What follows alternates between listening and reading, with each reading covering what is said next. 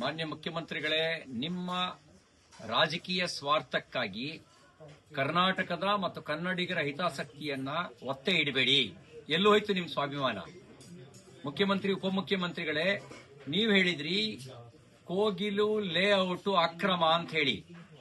ಅಕ್ರಮವನ್ನ ಯಾಕೆ ಸಮರ್ಥಿಸ್ತೀರಿ? ನಿಮ್ ಸ್ವಾಭಿಮಾನ, ಕನ್ನಡಿಗರ ಸ್ವಾಭಿಮಾನವನ್ನ ಸಾಯಿಸಬೇಡಿ.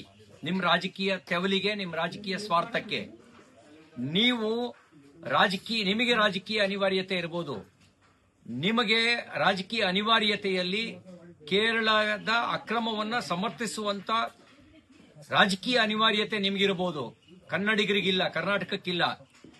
ಅಕ್ರಮ ಅಂತ ಆದ್ಮೇಲೆ ಅದನ್ನು ಸಮರ್ಥಿಸುವ ಅವಶ್ಯಕತೆ ಇಲ್ಲ. ಮೊದಲನೇ ದಿನ ತೋರಿಸಿದ ವಿಶ್ವಾಸದ ಮಾತು ಈಗ ಯಾಕೆ ಮಂಕಾಯ್ತು?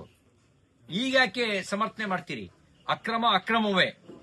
ಅಕ್ರಮಕ್ಕೆ ಬೆಂಬಲಿಸುವ ಅವಶ್ಯಕತೆ ಇಲ್ಲ. ನಾನು ಕನ್ನಡ ಪರ ಹೋರಾಟಗಾರರಿಗೆ ನಿಮಗೊಂದು ಮಾತನ್ನು ಕೇಳಲಿಕ್ಕೆ ಬಯಸ್ತೇನೆ. ನಾವು ಮಾತಾಡಿದ್ರೆ ರಾಜಕೀಯ ಆಗತ್ತೆ, ನೀವು ಮಾತಾಡಿದ್ರೆ ಅದು ರಾಜಕಾರಣ ಆಗಲ್ಲ.